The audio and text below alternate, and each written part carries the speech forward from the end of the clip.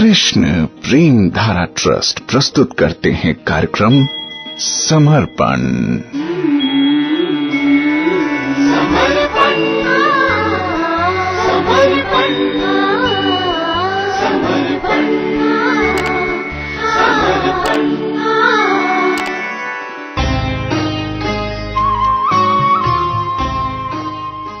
कार्यक्रम समर्पण में आपके साथ हूं मैं प्रेम धारा।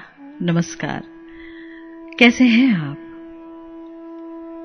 आप सुन रहे हैं महाराज रहुगण को, जो जड़ भरत जी ने बड़े ही सुंदर उपदेश दिए हैं। सुखदेव गोस्वामी जी उन्हीं उपदेशों की व्याख्या कर रहे हैं। खासतौर से जो भवाटवी का वर्णन किया जड़ भरत जी ने, उसी भवाटवी की और सुंदर व्याख्या और सरल व्याख्या कर रहे हैं सुखदेव जी। श्रीमद् भागवतम के पंचम स्कंद के 14वें अध्याय के 6ठे श्लोक में आज कह रहे हैं, तत्र च क्वचित आतप उदक निभान विषयान उपधावति पान भोजन व्यवाय आदि व्यसन लोलुपः।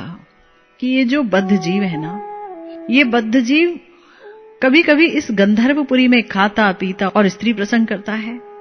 अत्यधिक लगाव के कारण इंद्रिय सुखों के पीछे ये उसी प्रकार से दौड़ता है जैसे मरुस्थल में मृग मरीचिका के पीछे हिरण दौड़ता रहता है। देखिए, आपने जाना कि इस जगत को हमारे आचार्यों ने कहा है अनित्य। हमारे शास्त्र कहते हैं अनित्य। ये जगत अनित्य है, दुखालयम है, अशाश्वतम है, भगवान कहते हैं। और इसकी तुलना गंधर्वपुरी से दी गई, यानी हवाई महल से दी गई कि आकाश में अगर कोई महल बना हो, इसी प्रकार से इस जगत की प्रकृति है ना। सब कुछ स्वप्नवत है। सोते हैं जब हम तो एक सपना देखते हैं। सपने में जो कुछ देखते हैं उससे हम प्रभावित होते हैं कि नहीं?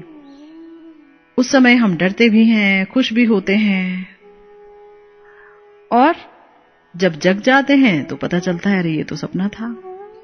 इसी तरह से ये जो जगत है और इस जगत में जो कुछ भी है वो सब स्वप्नवत ही है, वो जगती हुई आंखों का सपना है। तो सवाल ये उठता है कि अगर ये जागती हुई आंखों का सपना है जगत, तो हम इसे सच कैसे मान लेते हैं? सच इसलिए मानते हैं क्योंकि ये जो हमारी इंद्रियां हैं, हमारा मन है, ये जन्म जन्म से इसी को ही सच मानता आया है। यही के विषयों के भोग को करने का आदि है, वो यही विषय भोगता आया है। अब जब मनुष्य योनि मिली तो वो 84 लाख योनियों के संस्कार आके इस मनुष्य योनि में भी चिपके हुए हैं। जड़ जगत को जानवर की योनि में हम सत्य मान चुके थे, अन्य योनियों में सत्य मान चुके थे, तो फिर मनुष्य योनि में सहजता से उसे सत्य ही मानेंगे, क्योंकि आंखों के सामने दिख रहा है जड़ जगत। लोग हिलते डुलते, चलते फिरते, बात करते हुए, है ना, मजाक करते हुए, नाचते हुए, गाते हुए, बड़ी बड़ी मीटिंग्स करते हुए, ये सब दिख तो रहा है ना। तो जो दिख रहा है वो तो सच लगता ही है। लेकिन हमारे शास्त्र कहते हैं कि नहीं नहीं, एक तो ये जीव बेचारा बद्ध है, तो थोड़ा बहुत उसको यहाँ मनोरंजन मिल जाता है। इस गंधर्वपुरी में खाता है, पीता है और भोग करता है स्त्री के साथ, पुरुष के साथ, और अपनी इंद्रियों के सुख के लिए वो इतना ललायित हो जाता है ऐसा करते करते कि वो इसके लिए इतना दौड़ने लगता है कि इंद्रिय सुख में बटोर लूं ज्यादा से ज्यादा। क्योंकि हम इस भौतिक जगत में देखेंगे ना अपने आसपास, तो हमें दिखेगा कि जिसके पास ये इंद्रिय विषय सुख ज्यादा है उन्हीं को सफल माना गया है। और विडंबना ये है कि हमारे जो स्कूल कॉलेजेस में भी जो पढ़ाई कराई जाती है वो इन्हीं इंद्रिय सुखों को बटोरने की पढ़ाई है कि अच्छी तरह से पढ़ करके अच्छी तरह से कमा लो, कमा के क्या होगा, इंद्रिय सुख बटोरो। इंद्रिय सुख, वो इंद्रियां जो छूट जाएंगी, ये शरीर जो छूट जाएगा। शरीर मिला था एक विशिष्ट उद्देश्य के लिए, हमारे शास्त्र कहते हैं मात्र भजन के लिए। लेकिन इंद्रिय सुखों के लिए जीव ऐसे दौड़ता है जैसे मरुस्थल में मृग मरीचिका के पीछे हिरण दौड़ता है। भाई, धूप पड़ती है बहुत तेजी से और मरुस्थल में ऐसा लगता है बालू पर कि मानो वहां बहुत पानी है। तो हिरण जो है सोचता है कि बहुत पानी है वहां पर, मेरी प्यास मिट जाएगी, लेकिन प्यास मिटती नहीं है, ये प्यास बनी ही रहती है। और ये प्यास मिटेगी कहां, कैसे मिटेगी भला? तो बताया ये प्यास तब मिटेगी जब जीव अपने स्वरूप में स्थित होगा। जीव का स्वरूप क्या है? जीवेर स्वरूप होय कृष्णेर नित्य दास, भगवान का नित्य दास होना ही जीव का स्वरूप है। कुछ नहीं लगेगा, हम निराश होंगे, लेकिन जैसे ही भगवान से प्रीति कर बैठेंगे, उन्हें अपना मान बैठेंगे, तो भगवान बहुत प्रेम हमें देंगे। हमारे आचार्य यही कहते हैं कि हम थोड़ा सा प्रेम करेंगे तो भगवान प्रेम लुटा देंगे। देखिए हमारे आचार्य कहते हैं, ऐसी हरि करत दास पर प्रीति, निज प्रभुता बिसारी जन के बस होत सदा यह रीति। कि हमारे जो भगवान हैं वो अपने दास से इतना प्रेम करते हैं कि अपनी सारी ठकुराई भूल जाते हैं और उस भक्त के ही अधीन हो जाते हैं। यही उनकी रीति है, ये सनातन रीति है। कैसे? जिन बांधे सुर असुर नाग नर प्रबल करम की डोरी, सोई अबिच्छिन्न ब्रह्म जसुमति हटि बांध्यो सकत न छोरी। यानी कि जिस भगवान ने देवताओं को, दैत्यों को, नाग को, मनुष्यों को कर्मों की बड़ी मजबूत डोरी में बांध रखा है, उसी अखंड परब्रह्म को, अखंड है ना, उनको यशोदा मैया ने प्रेम से जबरदस्ती उखल से ऐसा बांध दिया कि वो जो मुकुंद कहलाते हैं सबको मुक्त कर देते हैं, पर अपना बंधन ही खोल ना पाए, क्योंकि प्यार का बंधन था। जाकी माया बस बिरंची शिव नाचत पार ना पायो, करतल ताल बजाए ग्वाल जुवतीन सोई नाच नचायो। यानी कि जिसकी माया के वश में होकर ब्रह्मा और शिवजी नाचते नाचते उसका पार नहीं पा सकते हैं, उन्हीं भगवान को, उन्हीं श्री कृष्ण को गोप रमणियों ने ताली बजा बजाकर अपने आंगन में नचा दिया। कैसी वश्यता है भक्त के प्रति भगवान की। विश्वंभर श्रीपति त्रिभुवनपति, वेद विदित यह लीख, बलिसों कछु ना चली प्रभुता, बरु हुए द्विज मांगी भीख। कि शास्त्रों का इस सिद्धांत बहुत प्रसिद्ध है कि भगवान सारे विश्व का भरण पोषण करने वाले हैं, लक्ष्मी जी के स्वामी हैं, तीनों लोकों के अधीश्वर हैं। परंतु ऐसे भक्त की भी भक्त राजा बलि के आगे कुछ प्रभुता नहीं चल सकी, अपितु प्रेमवश ब्राह्मण बनकर उससे उन्हें भीख मांगनी पड़ी, जबकि वो तीनों लोकों के अधीश्वर हैं। और तो और उनके द्वारपाल बन गए प्रेम के वश होकर। जाको नाम लिए छूटत भव जन्म मरण दुख भार, अम्बरीश हित लागी कृपा निधि सोई जन्मे 10 बार।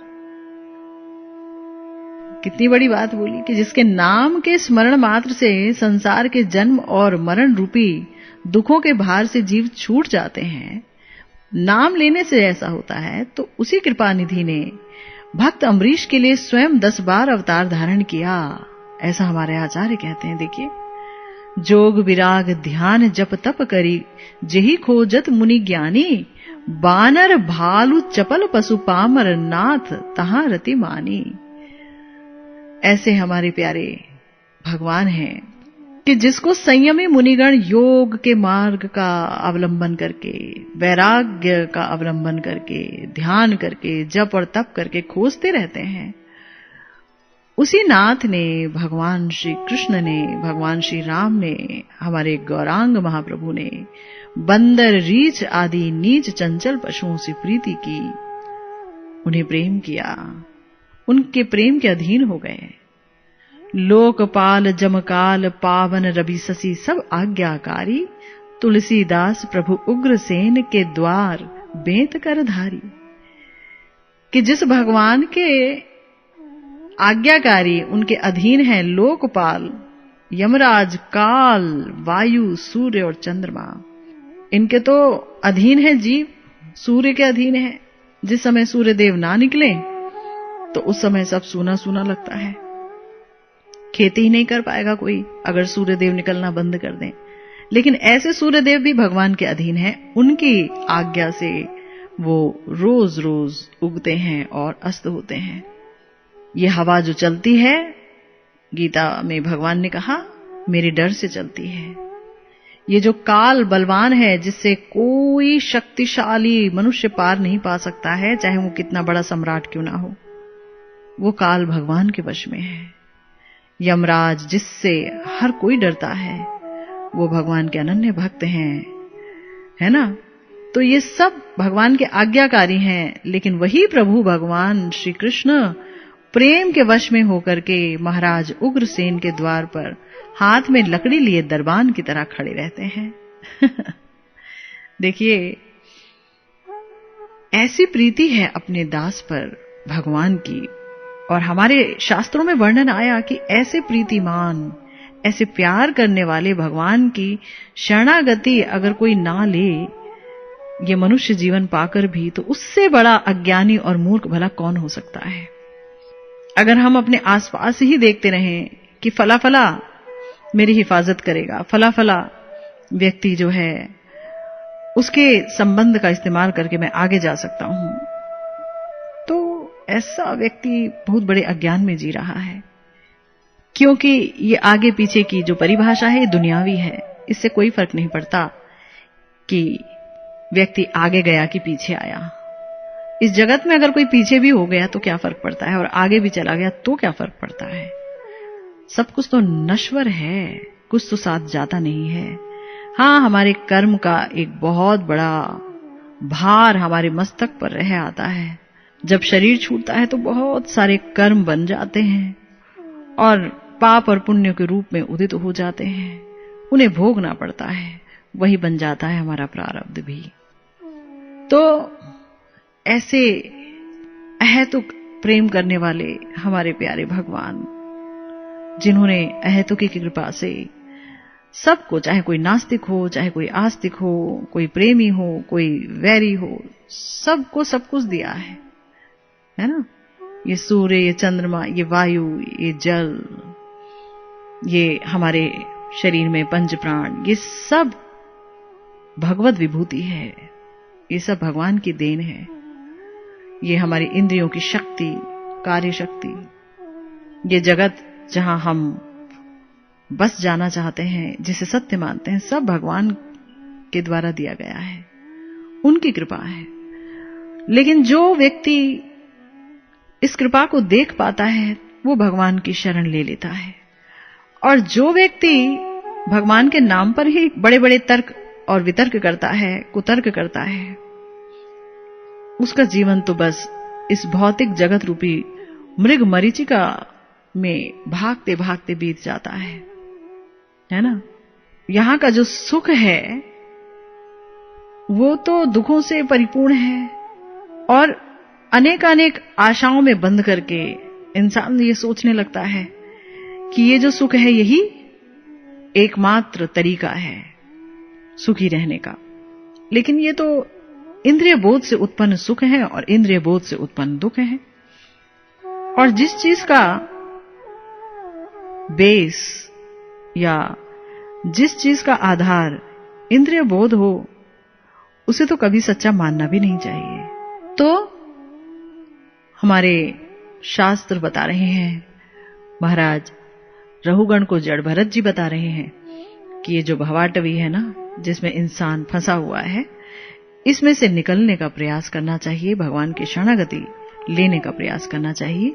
यही है असली इंटेलिजेंस, असली विवेक, है ना। सही बात।